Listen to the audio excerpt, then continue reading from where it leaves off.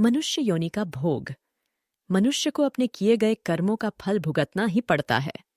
एक दरिद्र ब्राह्मण यात्रा करते करते किसी नगर से गुजर रहा था। बड़े बड़े महल एवं अट्टालिकाओं को देखकर ब्राह्मण भिक्षा मांगने गया, किंतु उस नगर में किसी ने भी उसे 2 मुट्ठी अन्न नहीं दिया। आखिर दोपहर हो गई तो ब्राह्मण दुखी होकर अपने भाग्य को कोसता हुआ जा रहा था। सोच रहा था, कैसा मेरा दुर्भाग्य है, इतने बड़े नगर में मुझे खाने के लिए 2 मुट्ठी अन्न तक नहीं मिला। रोटी बनाकर खाने के लिए 2 मुट्ठी आटा तक नहीं मिला। इतने में एक सिद्ध संत की निगाह उस ब्राह्मण पर पड़ी। उन्होंने ब्राह्मण की बड़बड़ाहट सुन ली। वे बड़े पहुंचे हुए संत थे। उन्होंने कहा, हे दरिद्र ब्राह्मण, तुम मनुष्य से भिक्षा मांगो, पशु क्या जाने, भिक्षा देना। यह सुनकर ब्राह्मण दंग रह गया और कहने लगा, हे महात्मन, आप क्या कह रहे हैं? बड़ी बड़ी अट्टालिकाओं में रहने वाले मनुष्यों से ही मैंने भिक्षा मांगी है। महात्मा बोले, नहीं, ब्राह्मण मनुष्य शरीर में दिखने वाले वे लोग भीतर से मनुष्य नहीं हैं। अभी भी वे पिछले जन्म के हिसाब से ही जी रहे हैं। कोई शेर की योनि से आया है तो कोई कुत्ते की योनि से आया है, कोई हिरण की योनि से आया है तो कोई गाय या भैंस की योनि से आया है। उनकी आकृति मानव शरीर की जरूर है, किंतु अभी तक उनमें मनुष्यत्व निखरा नहीं है, और जब तक मनुष्यत्व नहीं निखरता तब तक दूसरे मनुष्य की पीड़ा का पता नहीं चलता। दूसरे में भी मेरा प्रभु ही है, यह ज्ञान नहीं होता। तुमने मनुष्यों से नहीं, पशुओं से भिक्षा मांगी है। ब्राह्मण का चेहरा दुख व निराशा से भरा था। सिद्ध पुरुष तो दूरदृष्टि के धनी होते हैं। उन्होंने कहा, देख ब्राह्मण, मैं तुझे यह चश्मा देता हूं, इस चश्मे को पहन कर जा, और कोई भी मनुष्य दिखे उससे भिक्षा मांग फिर देख क्या होता है।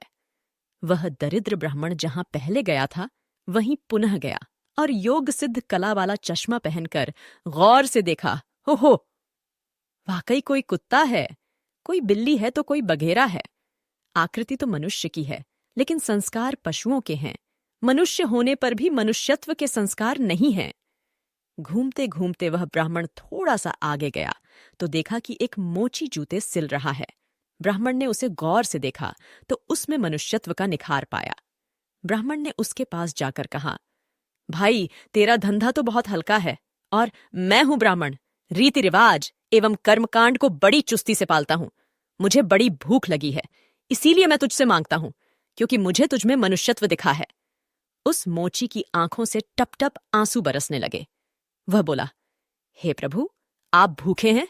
हे मेरे भगवद, आप भूखे हैं? इतनी देर आप कहाँ थे? यह कहकर मोची उठा एवं जूते सिलकर टका, आना दो आना वगैरह जो इकट्ठे किए थे, उस चिल्लर रेजगारी को लेकर हलवाई की दुकान पर पहुंचा और बोला, हलवाई भाई, मेरे इन भूखे भगवान की सेवा कर लो। ये चिल्लर यहां रखता हूं, जो कुछ भी सब्जी पराठे पूरी आदि दे सकते हो वह इन्हें दे दो, मैं अभी जाता हूं। यह कहकर मोची भागा और घर जाकर अपने हाथ से बनाई हुई एक जोड़ी जूती ले आया एवं चौराहे पर उसे बेचने के लिए खड़ा हो गया। उस राज्य का राजा जूतियों का बड़ा शौकीन था। उस दिन भी उसने कई तरह की जूतियां पहनी, किंतु किसी की बनावट उसे पसंद नहीं आई तो किसी का नाप नहीं आया। 2-5 बार प्रयत्न करने पर भी राजा को कोई पसंद नहीं आई तो राजा मंत्री से क्रुद्ध होकर बोला, अगर इस बार ढंग की जूती लाया तो जूती वाले को इनाम दूंगा, और ठीक नहीं लाया तो मंत्री के बच्चे तेरी खबर ले लूंगा।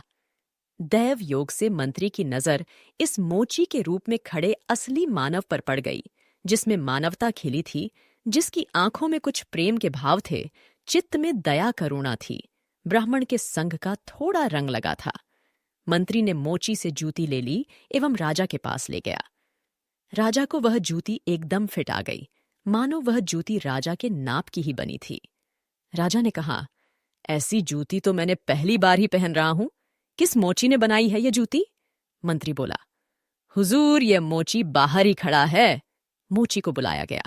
उसको देखकर राजा की भी मानवता थोड़ी खिली।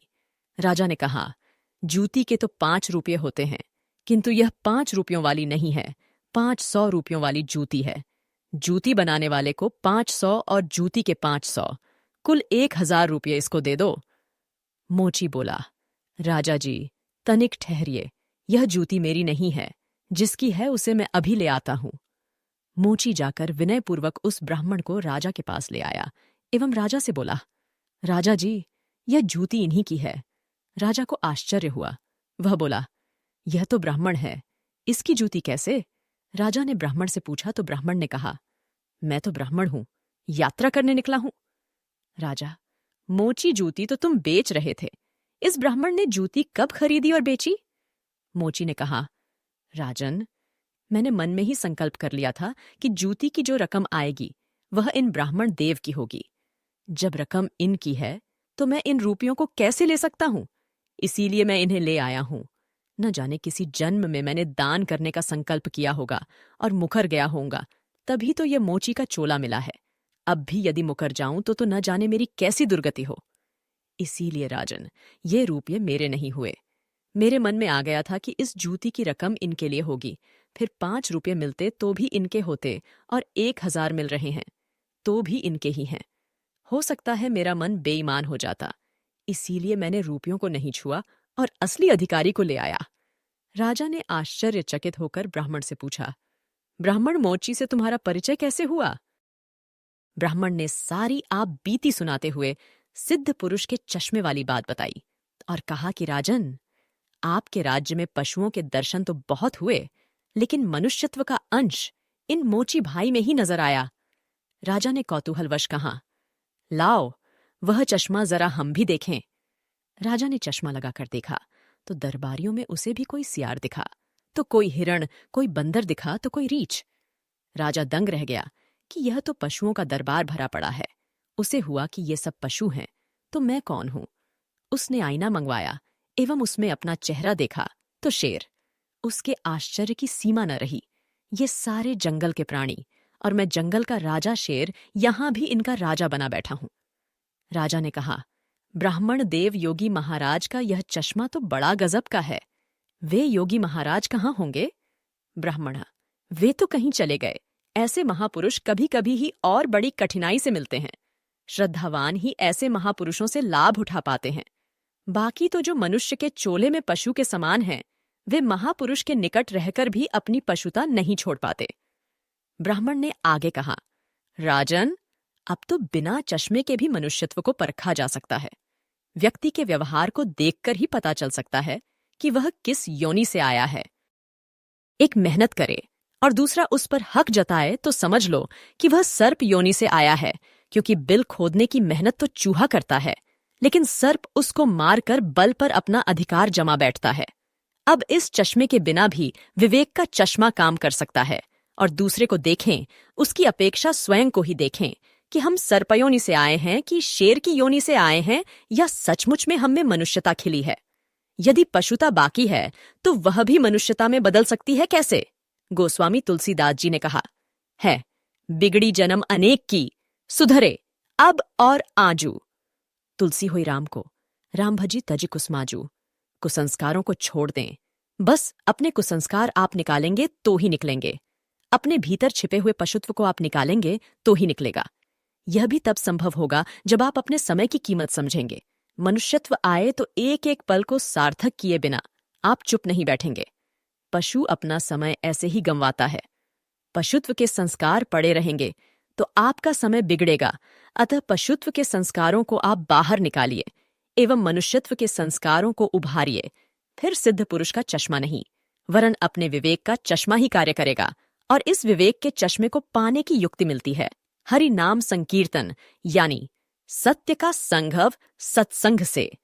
तो हे आत्मजनों, मानवता से जो पूर्ण हो वही मनुष्य कहलाता है। बिन मानवता के मानव भी पशु तुल्य रह जाता है। इसलिए आप जो भी कमा रहे उसमें से कम 2% दान करते रहे, जो सेवा आपको सही लगे उसमें। जय जय श्री राधे।